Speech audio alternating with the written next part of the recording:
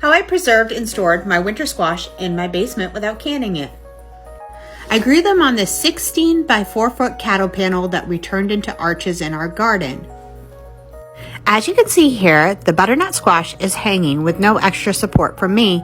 I will say in the beginning when the vine started to grow, I did tie it to the cattle panel to give it some extra support, but eventually it was able to hold itself.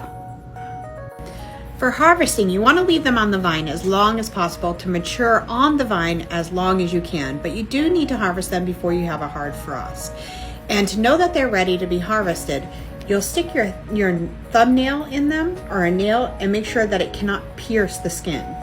Also, your indication would be that the stem starts to dry and the coloring starts to turn golden. However, this has actually gotten sweeter as it's been sitting in my basement. As you can see the date on this picture, we harvested most of our butternut squash on September the 14th. We are in Zone 6B, Connecticut. After you harvest them, you're going to go ahead and wash off any dirt that might be on the squash and then rub it down with an apple cider vinegar or a white vinegar and get it into all the crevices to make sure that you're getting all the bacteria off of it. Ideally for curing, the temperatures would be 80 degrees. You're going to leave them outside out of direct sunlight for 1 to 2 weeks until the stem fully dries. Also, I should add, when you are harvesting it, you do want to make sure that you leave the stem on because you will expose the squash fruit to bacteria if the stem is removed. If the stem breaks off, then you know what's for dinner, or you're going to have to can it because it's not going to last as long. So I found my ideal place for curing mine is on my front porch, which is north facing and does not have direct sunlight. There's lots of airflow there and they can dry out. Then once they're dry, I bring them in the house. And for me, I have a basement that's not moist at all.